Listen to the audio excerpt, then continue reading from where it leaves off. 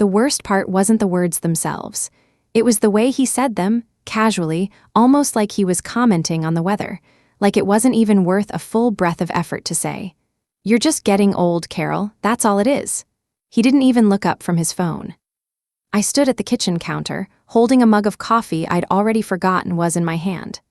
The morning light was coming through the window the way it always did, that pale gold spilling across the linoleum, and I remember thinking, this is the same kitchen. This is the same man, but something just changed, and I'm the only one who felt it. I was 63 years old, 31 years married, and I had just asked him, gently, why he never wanted to talk anymore. Why he came home late and went straight to his phone. Why he'd stopped calling me by my name. That was his answer, "You're just getting old." I didn't cry, I didn't argue.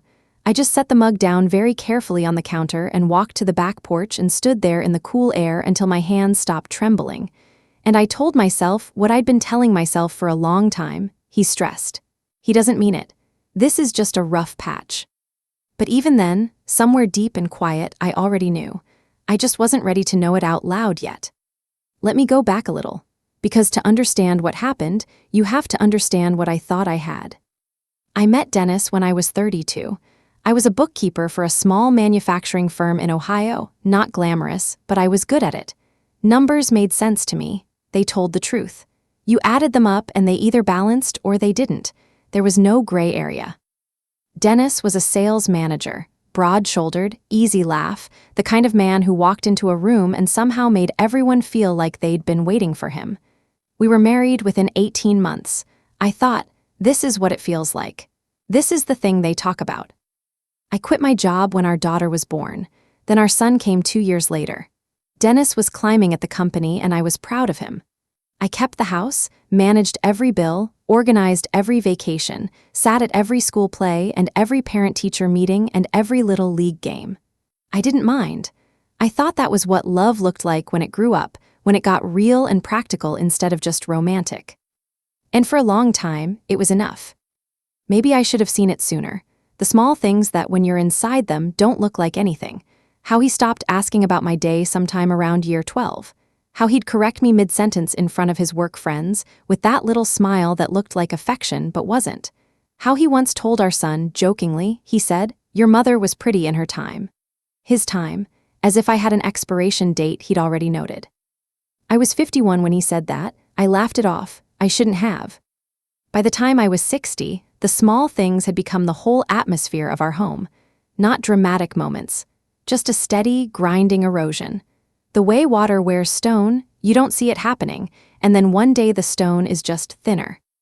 He stopped touching me, not all at once, just gradually, the way a light slowly dims before it finally goes out. A hand on the back became rare. Sitting close on the couch stopped happening, and when I mentioned it the first few times, he said he was tired. After that, he didn't say anything at all. He'd just look at me with this particular expression, not angry, not cruel, just bored, and then return to whatever he was doing. Being looked at by someone who finds you boring is a very specific kind of pain. It's different from anger. Anger, at least, means you matter enough to provoke something. Boredom is the thing that says, you are not worth the energy of a real feeling. I started trying harder. I know that sounds pitiful now, and maybe it was. But I was 60 years old and I had been this man's wife for nearly 3 decades, and the idea that the life I'd built brick by patient brick was somehow failing felt impossible to accept. So I tried. I booked a trip to Savannah, a place he'd mentioned once, years ago. I made his favorite dinners more often. I bought a dress I felt a little foolish in because I thought he might notice. He didn't notice. He went to Savannah. He complimented the hotel. He sat across from me at dinner and looked past my shoulder at the street. When I reached across the table and put my hand on his, he didn't squeeze back. He just let mine sit there. I excused myself to the restroom and stood in front of that mirror for a minute. 60 years old. White hair I'd learned to like. A face that had held joy and loss and weather and time. I looked at myself and I thought, you are still here. You are still a whole person. What is wrong with him that he cannot see that? But I also thought, maybe he's right. Maybe this is just what I am now. Maybe I ask for too much. I went back to the table. I smiled. I finished my wine. I did not bring it up again that trip. The phone was the first real clue, and I almost missed it. Dennis had always been on his phone for work, that was normal. But sometime in the fall before my 63rd birthday, the phone changed. He took it to the bathroom. He angled it away when I came into a room. He kept it face down on every surface. He started charging it on his side of the nightstand instead of the kitchen counter where he'd always left it. I told myself it was a new work account, something confidential, maybe a new client deal he wasn't supposed to discuss yet. I told myself this for 4 months. Then one Tuesday morning, he left for a breakfast meeting, or what he said was a breakfast meeting, and left his phone on the bathroom sink. Forgot it. First time in months. I didn't plan what happened next. I want to be clear about that. I'm not the kind of woman who goes through her husband's things. I never had been. I had believed, maybe naively, that marriage was a place where you didn't have to do that. But I picked it up, and I looked. Her name was saved as L, just the letter. And there were hundreds of messages, months of them. I didn't read them all, I couldn't. I read enough. I read the words I've never felt like this before, and she doesn't understand me like you do, and I can't keep pretending everything is fine. I set the phone down exactly where I'd found it. I walked to the bedroom, sat on the edge of the bed. The room was very quiet. The clock on the wall ticked. I could hear the birds outside starting up. Everything sounded very clear and very far away at the same time. I didn't scream. I didn't break anything. I didn't call him. I sat on the edge of that bed for 40 minutes and I thought slowly, clearly, the way you think when your body has gone into a very calm kind of shock. I thought about what this meant. Not just the affair, all of it. The way he'd made me feel small. The way he'd called me old. The way he'd watched me try harder and harder and given me less and less in return. While apparently giving someone else everything he'd decided I no longer deserved. I thought he made me believe I was the problem. All this time, he made me believe I was the problem. And then I thought, not anymore. What I did next, I did quietly. That's important. I didn't confront him that day. I didn't confront him that week. I had learned something important in 31 years of marriage to Dennis Harlan, and it was this. He was very good at making me feel like I was wrong even when I wasn't. He could take any emotion I brought to him and fold it back until the problem was me. My feelings were too big. My expectations were unrealistic. I was too sensitive. I was just getting old. I was not going to let him do that to me again, not with this. So I waited, and while I waited, I got organized. I went to see a lawyer. Her name was Patricia, and she was about my age, and she wore her gray hair short and had a handshake like a carpenter. She didn't flinch at anything I told her. She just took notes and explained things in plain English and told me what I needed to do. I listened to every word. Then I went home and very slowly over the following 3 weeks, I started putting things in order. I made copies of financial documents, the joint accounts, the investment statements, the property records. I got my own checking account at a bank across town and moved a modest amount in nothing dramatic, nothing he'd notice, just enough to give myself some ground to stand on. I started keeping a calendar of his comings and goings, not in an obsessive way, just documented.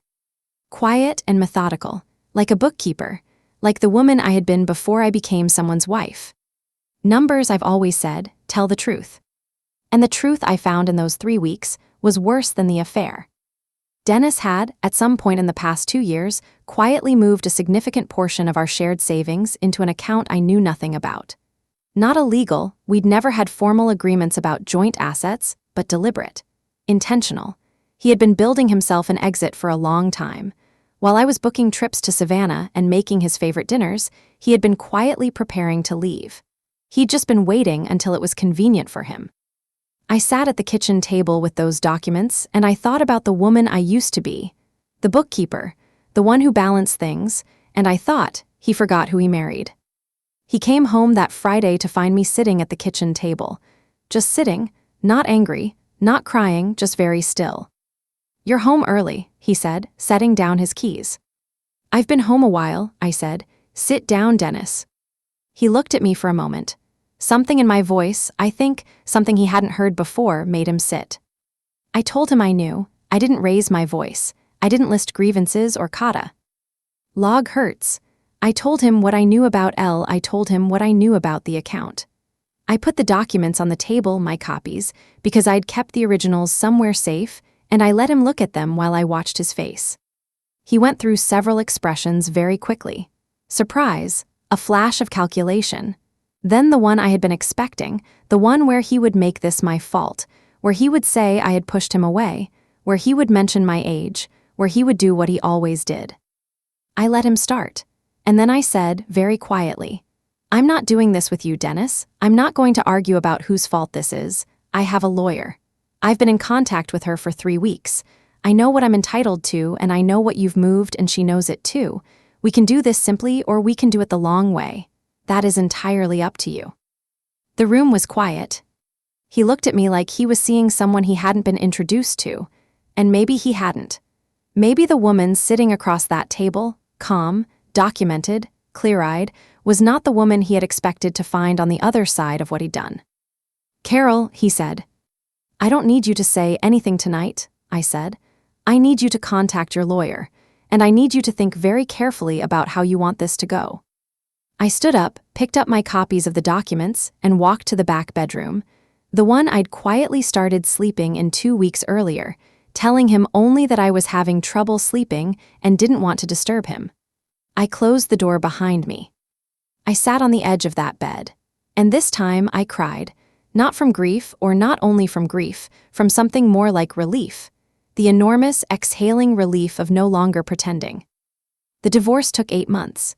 It was not clean or simple. They never are, no matter what lawyers tell you in their offices. There were arguments about the house. There were arguments about the account he'd moved the money into. There were phone calls I didn't want to make, and documents I didn't want to read, and 2 visits to Patricia's office where I sat in her leather chair and tried very hard not to feel like a failure. She told me once during one of those visits, "You're not failing, Carol, you're finishing. There's a difference." I wrote that down. Our daughter, Melissa, took it the way adult children always take these things, badly at first, then slowly, painfully better.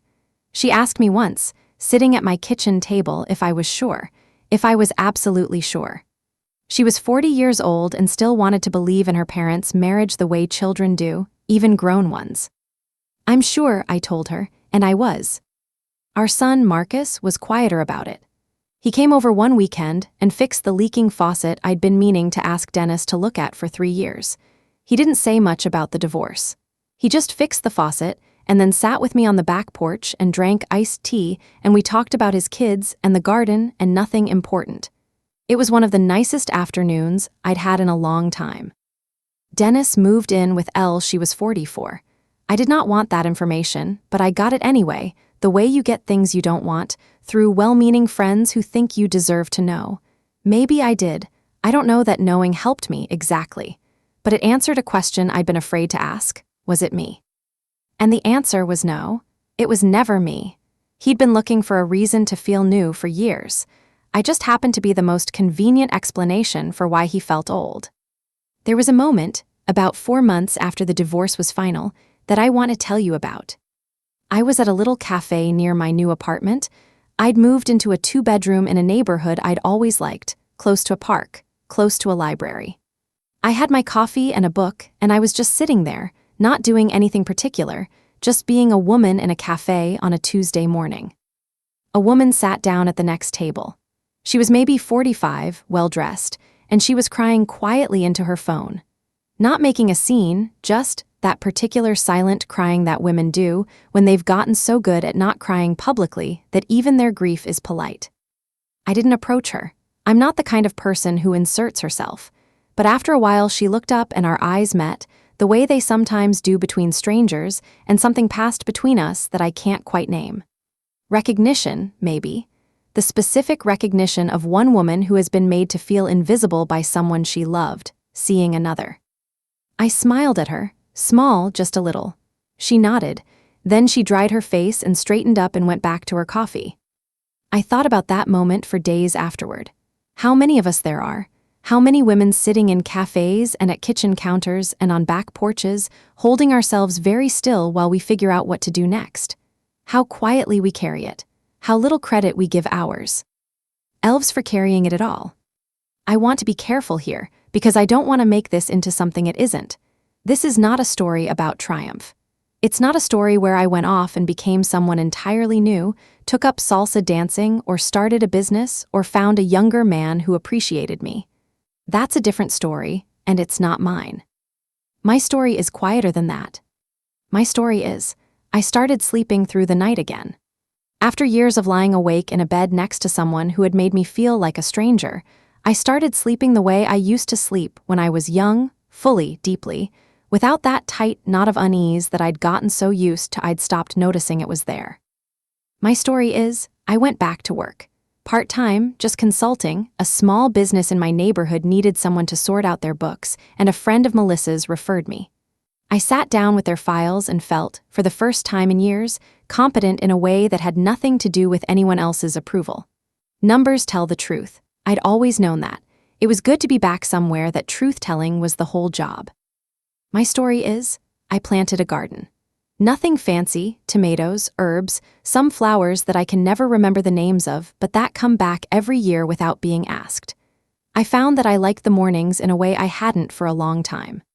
The coffee tasted different when I was drinking it alone on my own terms instead of waiting for someone to come downstairs and remind me, without saying anything, that I was a disappointment.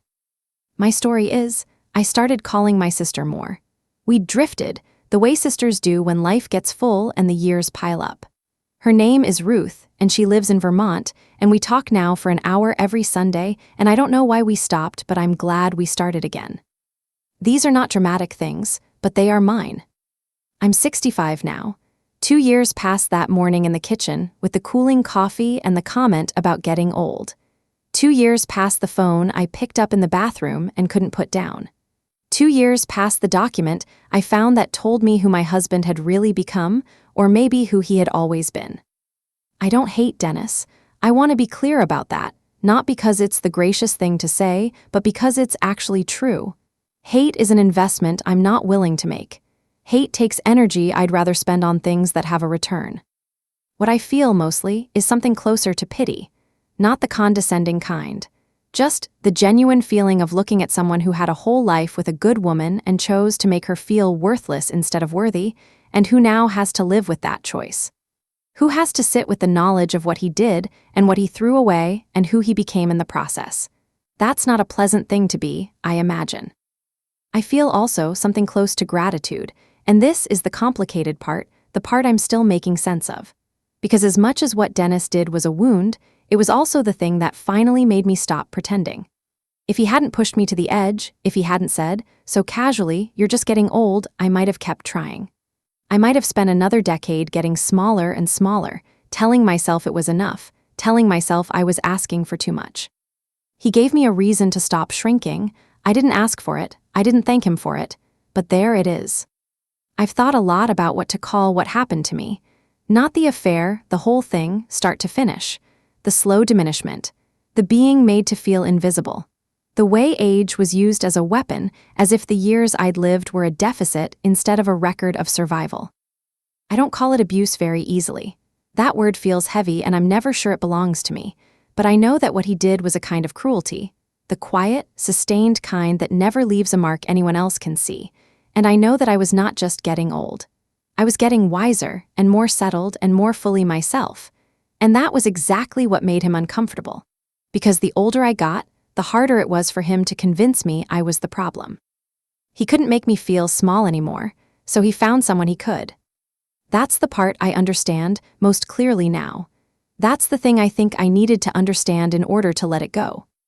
If you are reading this, or listening to it, or watching it, and something in you recognizes what I'm describing, I want to say this. The person who told you that you were too much, or not enough, or past your best, or just getting old, they were wrong. They were describing their own limitations, not yours. The woman on the other side of that comment has not expired. She has only been waiting, maybe without knowing she was waiting, for permission to stop agreeing. You don't need his permission, you never did. I found mine on a Tuesday morning with a cold cup of coffee and a phone I wasn't supposed to pick up. Yours will come in whatever form it comes. It might be a moment, it might be a year of slow, quiet knowing. It doesn't matter how it arrives. What matters is that when it does, you recognize it, and you don't set it down. You pick it up, you hold it, and you do not let go. I'm planting garlic this fall, which is something I've never done before. You put it in the ground in October, and it just sits there all winter, under the cold and the dark, doing what it needs to do. And then in spring it comes up on its own, without being told, without being watched, without needing anyone to believe in it. I like that. I like the idea of something that knows what it is no matter what the season looks like from the outside. That's what I'm aiming for, not a dramatic reinvention, not a perfect story, just a woman who knows what she is, who stopped letting someone else decide what she was worth, who plants things in the fall and waits, without fear, for what comes up in spring. That's enough. That is more than enough.